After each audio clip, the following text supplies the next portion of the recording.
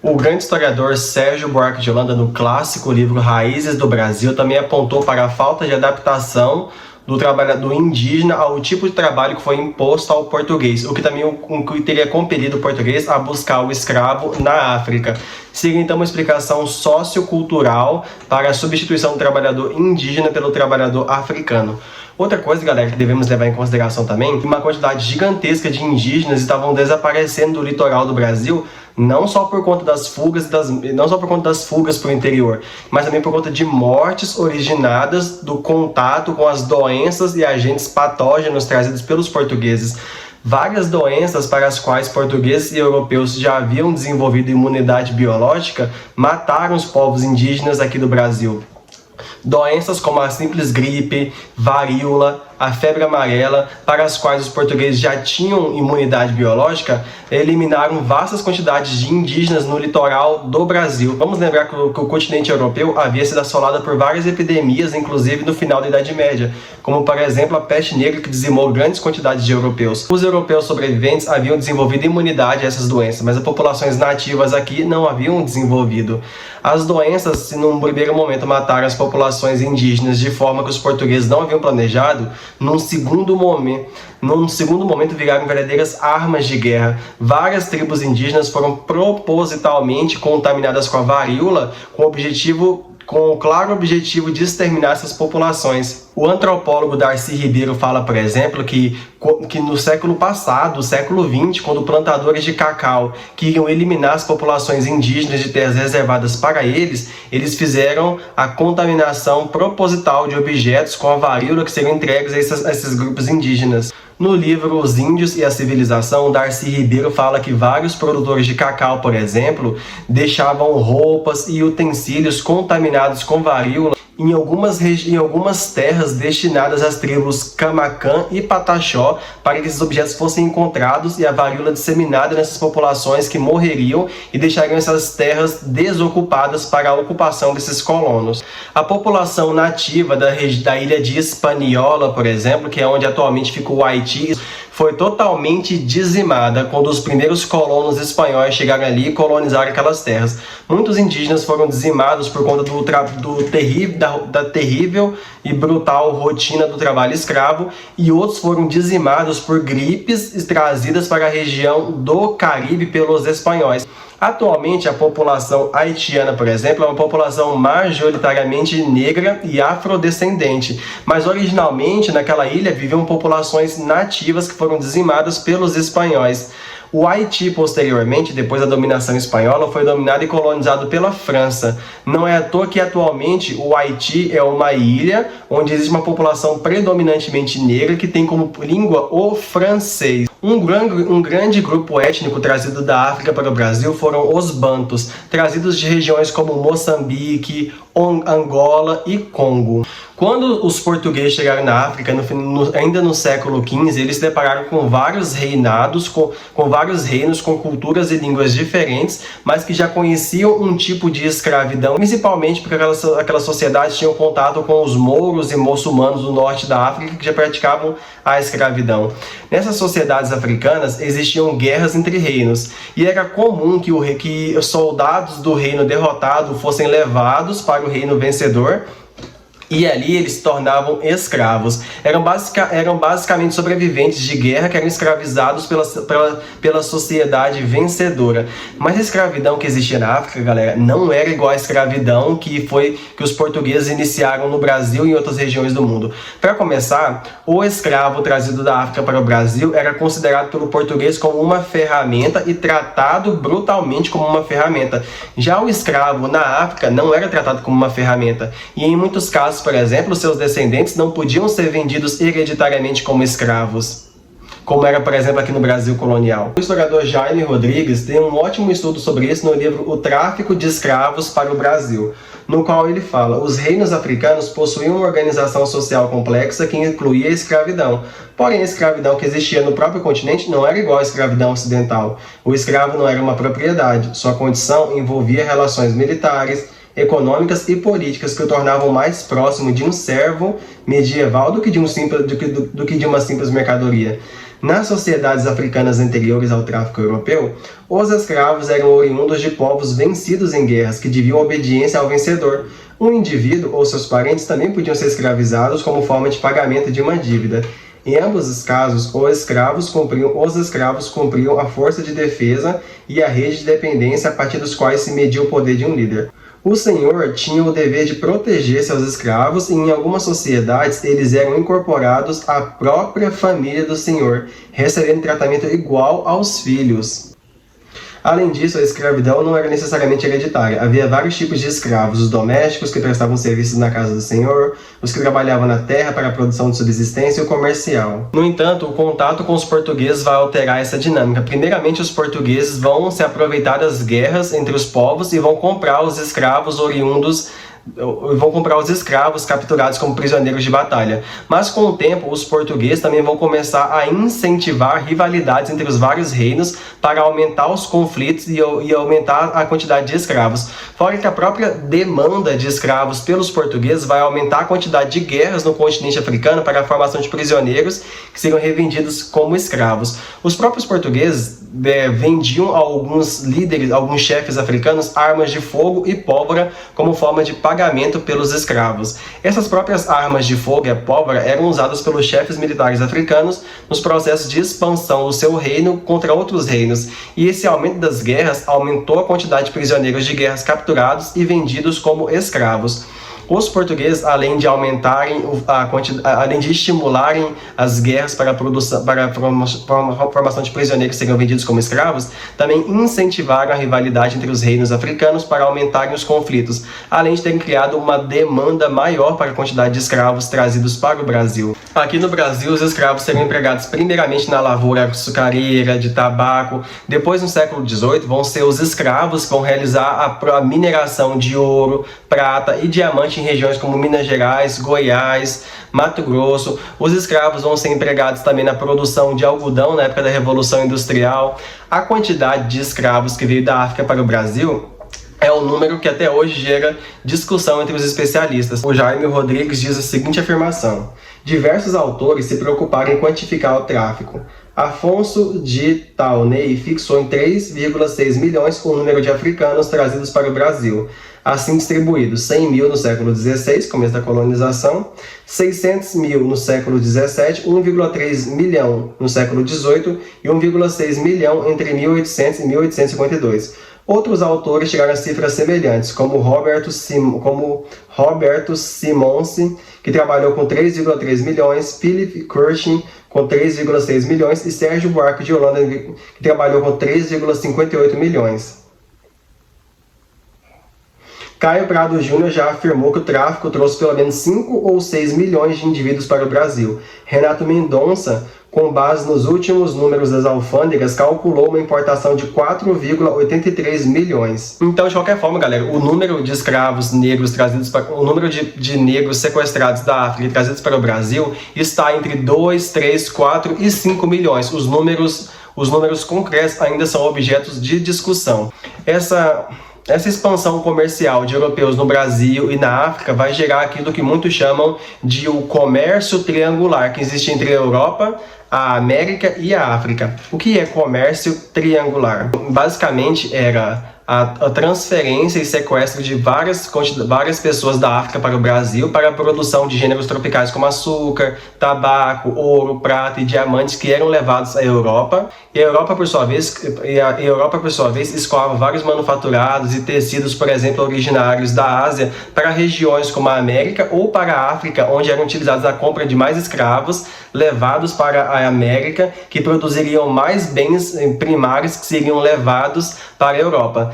Essa rede de comércio literalmente formava um triângulo no Atlântico, que foi o chamado comércio triangular entre Europa, África e América, ou então entre Europa, América e África. Muitos autores definem a escravidão como uma das piores formas de degradação possível ao qual o ser humano pode ser submetido. A média de vida de um escravo era curta. A escravidão vai marcar profundamente a sociedade brasileira. Não só muitas palavras trazidas do alfabeto das várias sociedades africanas vão ser incrementadas ao nosso alfabeto, mas também a culinária africana vai fazer parte da culinária brasileira. Traços culturais trazidos da África vão influenciar em traços culturais brasileiros. E é claro, galera, a própria composição da população brasileira vai ser marcada pela quantidade de pessoas trazidas da África para cá. Atualmente o Brasil tem a segunda maior população negra do mundo fora da África. A população de estados como a Bahia tem marcas profundas da escravidão. 80% da população da Bahia, por exemplo,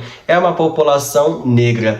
Porém, galera, a escravidão da população negra no Brasil também foi marcada por fatores brutais e muito tristes. Primeiramente, muitos negros trazidos para cá passavam por um processo de perda da sua identidade cultural, e é a escravidão que vai gerar um dos maiores problemas atuais do Brasil, que é a desigualdade social. A escravidão vai durar mais de 300 anos, e um dos seus maiores legados será a criação de uma grandiosa parte da população, em sua grande maioria descendentes desses homens e mulheres escravizadas, que não vão ter as mesmas oportunidades de acesso à educação, saúde e a condições dignas de vida. Essa população, inclusive, mesmo após o fim da escravidão, vai ser largada à própria sorte. No Rio de Janeiro, por exemplo, é a grande maioria dos ex-escravos que vão ocupar as piores regiões, com as piores terras, que vão ser, por exemplo, forçadas a emigrar para as piores regiões de moradia, originando, por exemplo, as favelas no Rio de Janeiro. No Rio de Janeiro, por exemplo, no ano de 1904, pelo menos 80% da população da cidade do Rio de Janeiro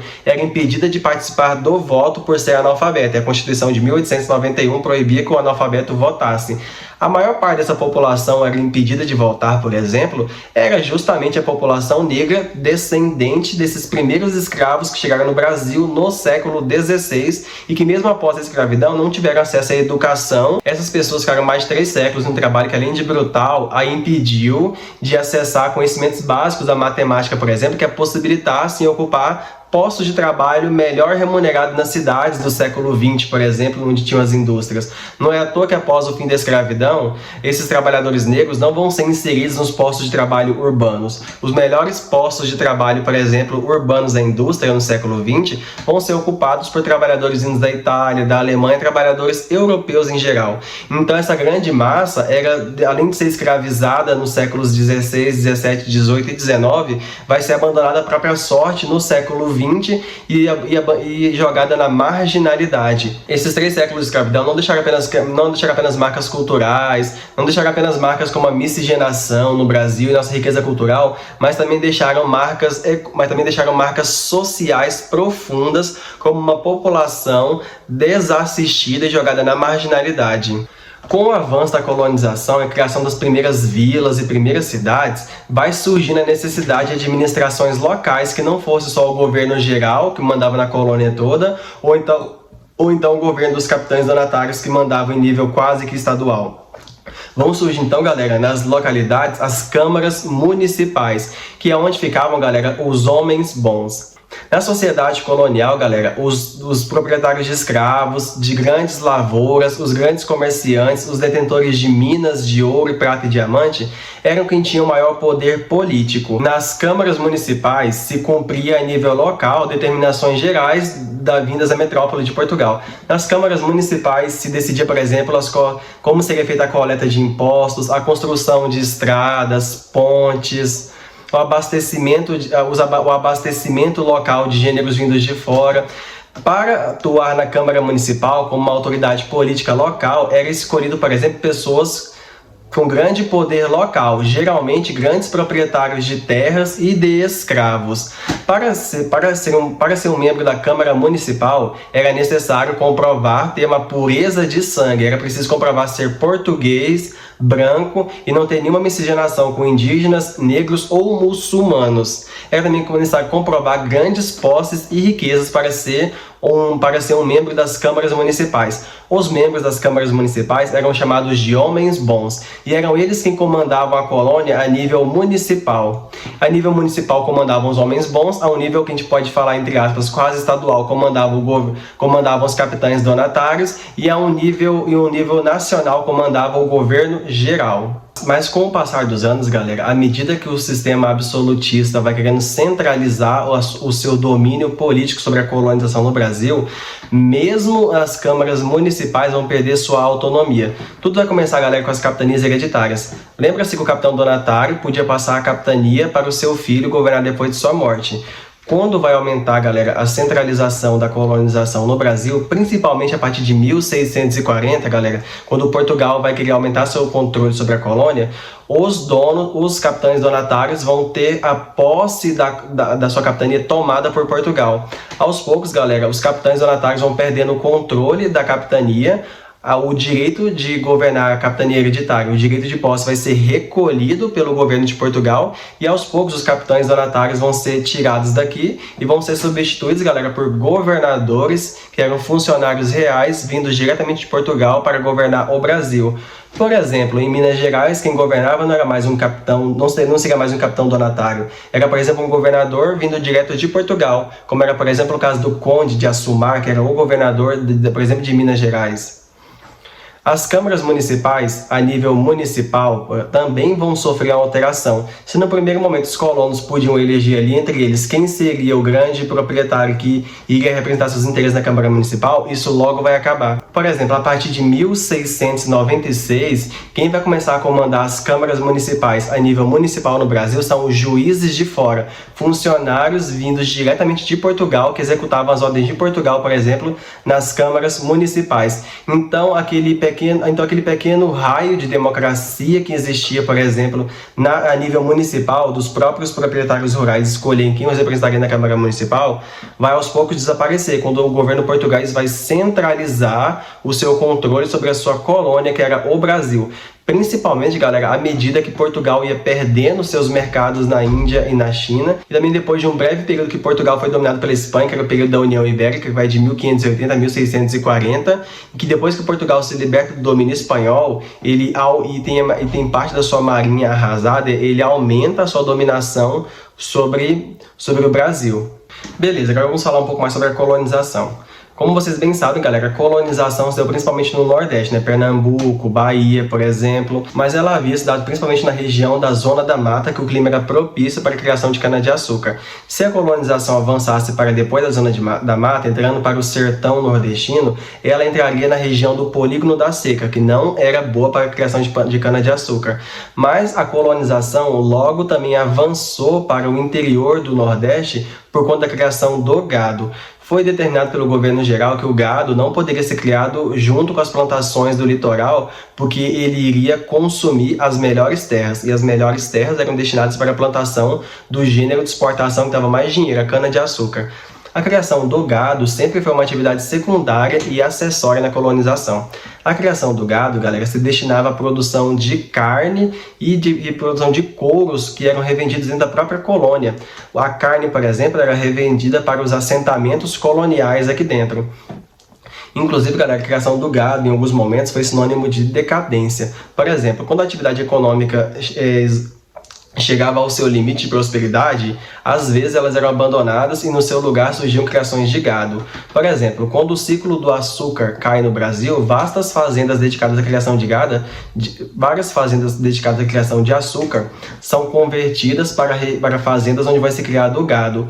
Lá para o século XVIII, por exemplo, depois que descobriu-se ouro em Minas Gerais, Goiás e Mato Grosso, e houve um ciclo do ouro, ou seja, quando a atividade de extração do ouro estava em alta, quando as jazidas de ouro e prata começaram a diminuir, muitos colonos abandonavam aquelas terras e iam para outras regiões, ou então dedicavam-se à criação de gado. Galera, então a criação de gado avançou-se para o sertão, avançou-se para o interior do Nordeste, depois da Zona da Mata, em regiões do chamado Polígono da Seca. Galera, o Polígono da Seca no Nordeste é uma região conhecida pelo baixíssimo índice pluviométrico, ou seja, baixíssima quantidade de chuvas que caem durante o ano e pela terrível aridez do solo. Lá predomina a vegetação da caatinga e o clima ele é o semiárido. A colonização vai avançar e até meados do século XVII ela vai alcançar a região do Rio São Francisco. As fazendas de gado, galera, vão se desenvolver por toda a extensão do Rio São Francisco, onde existia uma espécie de oásis de vegetação, onde era possível desenvolver as várias fazendas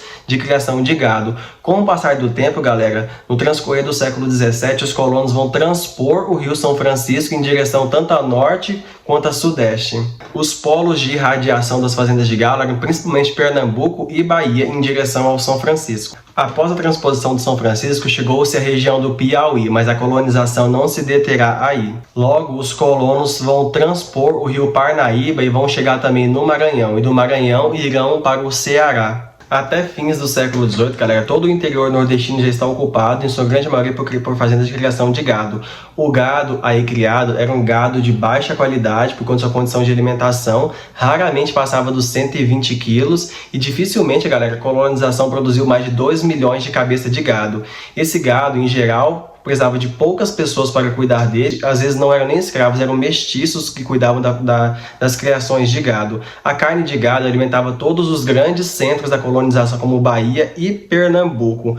Muitas vezes, galera, a colonização era difícil, encontrar regiões com água eram complicadas, e muitas vezes, galera, as terríveis secas matavam vastas criações de gado no Nordeste. Galera, as secas já assolavam o Nordeste desde a época da colonização. E desde a época, galera, do Brasil Imperial, a seca no Nordeste vai forçar muitas pessoas para a migração forçada para outras regiões do Brasil.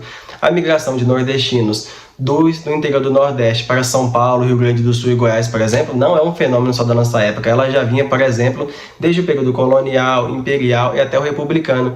Não é à toa, galera, que um dos grandes clássicos da literatura brasileira, O 15, escrito pela Raquel de Queiroz, é justamente um romance que aborda a terrível seca de 1915 que vai assolar as populações do Nordeste. Algumas grandes obras de arte, por exemplo, como a obra Os Retirantes, do Cândido Portinari, são escritos nesse contexto, por exemplo, para representar a migração de homens, mulheres, crianças e idosos de suas terras natais, acossados pela terrível seca que buscavam melhores condições de vida em outros locais.